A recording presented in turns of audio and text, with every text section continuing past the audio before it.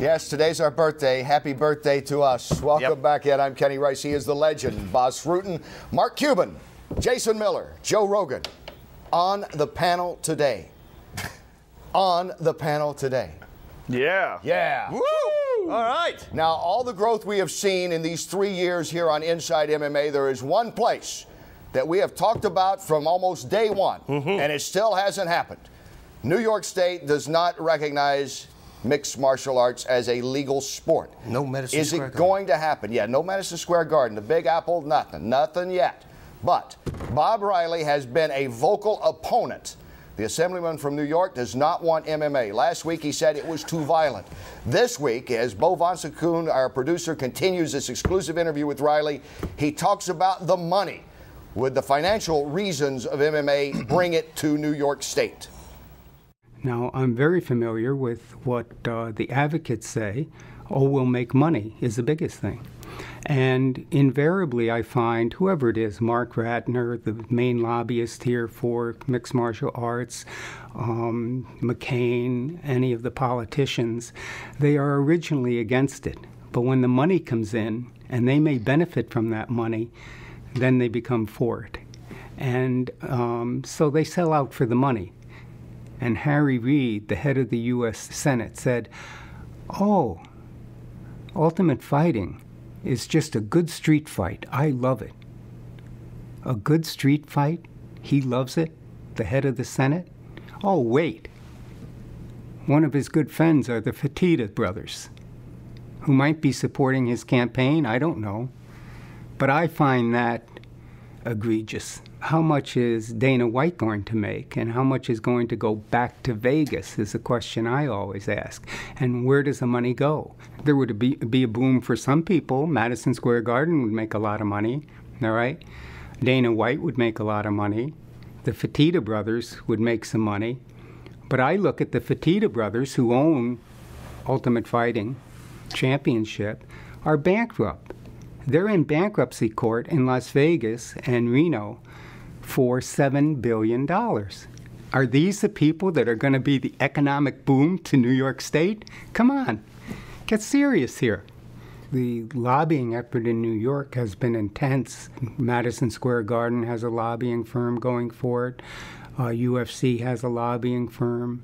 I, not entirely facetiously, say I'm doing more for the economy opposing this than the legalization would, because of all the money coming into New York, into the lobbying firms. And I think on every case the arguments falter because you can use that for anything, you know.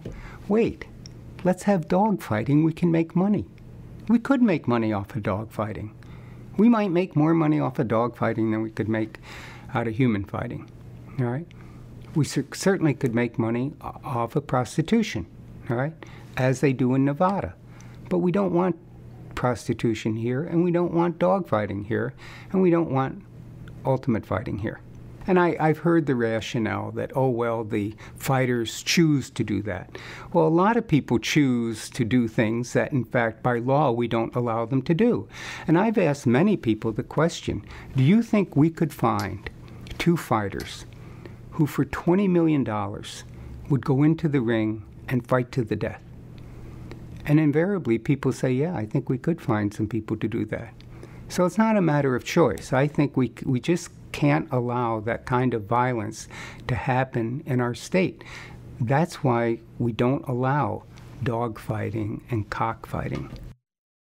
That guy is a fucking idiot. He really is. A moron. That is the dumbest argument. Dog fighting and prostitution. Yeah, let me just tell you how full of shit the guy is. He's emailed me multiple times. So he emails me and he says, look, Mark, I mean, I'm shocked that you support MMA. What? I'm like, are you kidding me? I mean, I'm a big fan. He's like, it must be just about the money. I'm like, look, I'm not going to lie. It's good for my business, but have you watched it? Do you understand it at all? No. He's like, well, let me tell you what I really don't like. It wasn't all the money shit he's talking about. It was like, it promotes violence. Kids are going to watch this and go out and beat the hell out of each other. It's going to increase violence. I said, okay, if you really care about that, obviously people want to come into the state of New York and fight. So why don't you make part of the deal that a portion of the gate, a portion of whatever money comes, go to funds that or charities that help avoid street violence or train kids, or going to take kids off the street and teach them about the discipline of martial arts. He's obviously he didn't care about that shit. He knows nothing about competition. He knows nothing about martial arts. He knows nothing about. You think that guy played high school football? Nothing. Are you kidding me? That guy's not representative of anybody. That guy's a fucking idiot. He's not even American. Why we say this with Bob Riley? That's anti-American. That's some anti-American Why we say this, remember, he's the guy that's the most vocal, but he ain't, pardon the grammar, the only one up there holding it back. No. It's not like Bob Riley alone is standing at the door. I don't think he has a good argument. I guarantee you this is financial. I guarantee you there are these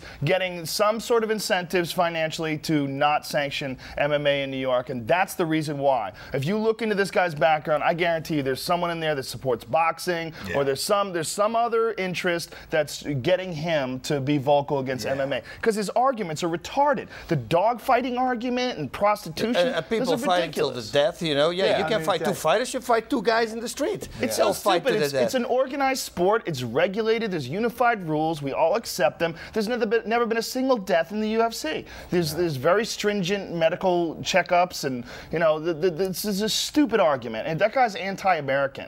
Anybody that wants to keep you from doing what you want to do, that's anti-personal freedom. That's fucking disgusting. No, I think you're right though. There's got to be some self-interest. He talks about self-interest on the part of the UFC or whatever. It's got to be on his end too. I just think because like I said, politician. He's got to say that he's a bad guy. Yeah, that says it all right there. And how did we know that Jason Mayhem Miller would be the voice of reason? You're right. He's a politician. That guy's probably got a dungeon full of naked boys. Do you think we're going to talk a bit more about this? Is this thing going to happen? I mean, because you got Madison Square Garden, you got a lot of money at stake. Everybody's going to make money off of it. The union guys are going to be setting up the lights and the rings and the cages and all that. I mean, look, the UFC and Mark, I forget Mark's last name, the guy who does all the regulatory stuff for him. Ratner. Is smart. They're smart, right? And they recognize, and we've talked to them, they recognize it's a process. And like anything else that goes from, not available, not around to available, it's going to take time. It's who you got to pay off, is that what you're saying? Part of the deal. That's real. The money rolls down the hill, and then somebody they may not call it a payoff, but someone wants to get elected, or someone wants to get reappointed. But let me just tell you, it's not like, and we'll get into maybe this a little bit more later. What we're looking to do up until probably yesterday, you are allowed K1, you're allowed kickboxing, right? We were worked, but it has to go through one of the approved organizations. The World Kickboxing Association is in New York. So we were talking to them about putting something together, a K1, a kickboxing event, whether it's K1 brand or not, to come in and say, look, this is good and you can't stop us, just deal with it. But I think now we're going to be working with some other organizations, and so I don't think we're going to go in that direction because it might hurt it more than helps it. And so that guy needs to be voted out. That guy's a creepy politician that does not represent the will of the people. All right. What do you think? Everybody wants we to asked the watch MMA Junkie poll. What do you think out there, voters? Is it going to happen in New York next year, 3 years, more than 3 or never? And you said next year. No. Next 3 years, 45%. 40% said next year, and then you see the rest. That's what the people think. Yeah, I think it's going to happen. Mark Ratner last week told us as well that it's not a matter of not a matter of if, but when, and I think they think within the next year. There's a lot of pieces to iron out, and this guy will get steamrollered. But there was no prostitution in Elliot's Pizza. They got to dig into that guy's past. There's something creepy going on. You know what? Next week here on Inside MMA, we'll look into why do people spend millions of dollars to get elected for jobs that pay about $100,000. Yeah. Kenny Rice, bring it on, baby. You're ready. I'm ready. I'm ready to get on the Rather Report anytime, by the way. I love to pop in, Mark. I just want you to know I'm available. Highlight.